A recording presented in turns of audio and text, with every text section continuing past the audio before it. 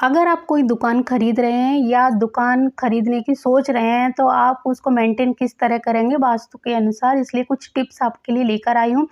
अपनी दुकान के ईशान कोण में आपको एक जल का पात्र रखना है। अग्नि कोण में आपको रेड कलर की कुछ चीज़ें हैं वो रखनी है, या इलेक्ट्रॉनिक जो मशीन वगैरह होती हैं वो रखनी है। इसके अलावा आपकी जो वायव्य कोण है वहाँ पर चांदी की संबंधित कोई चीज़ है या फिर वाइट चीज़ आपको रखनी है। नैऋत्य कोण की तरफ आपको येलो कलर की चीज़ें रखनी है। इस तरह की चीज़ें आप जब भी रखोगे तो आपके जो दुकान है उसमें उन्नति के चांसेस बहुत ज़्यादा हो जाएंगे। इसके अलावा ब्रह्म स्थान जो होता है उसको बिल्कुल खाली रखेंगे। जो आपकी दुकान है उसका सेंटर पॉइंट बिल्कुल खाली होना चाहिए। वहाँ किसी भी प्रकार का सोफ़ा, चेयर वगैरह नहीं होनी चाहिए।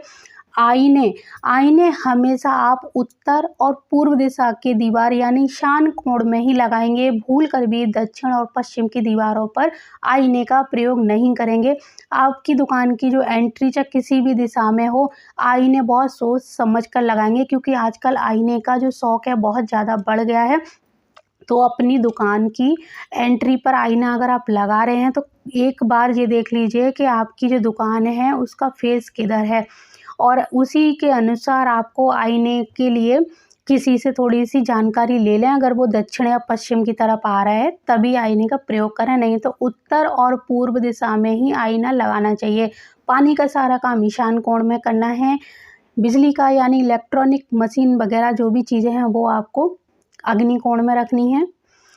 पीली चीज़ें, चाहे आपकी कपड़े की दुकान है या किसी और चीज़ की दुकान है, पीला सामान है वो आपको रखना है नैऋत्य की तरफ, और जो बेचने वाला जो सामान होता है आपको वो रखना है वायव्य कोण की तरफ।